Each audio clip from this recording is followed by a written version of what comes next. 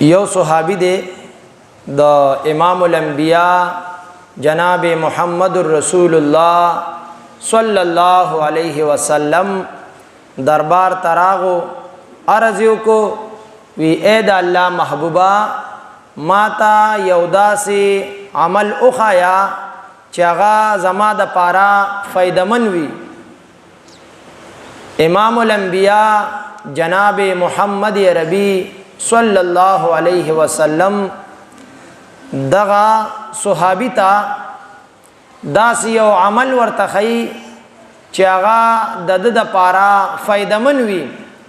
اغا عمل ورتو خودو ورتوی چې د مسلمانانو پلارا کې کلا یو تکلیف دے سیز موجود وی نو اغا تکلیف دے سیز اغا د لارنا یو طرف تکوی لیر کوي اخوا کوي نو کلم چې تاسو په دې او کم زکم پلار کې داس یو سیس پروت وی خختوی کانی وی د کېلې پوستکی وی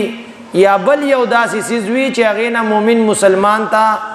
تکلیف وی لپاره دی چې هغه تکلیف والا سیز د غزینا مونږ لرکو اخوا کوي. امام الانبیاء جناب محمد عربی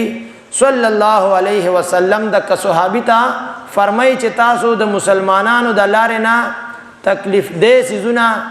دا لر کوي رب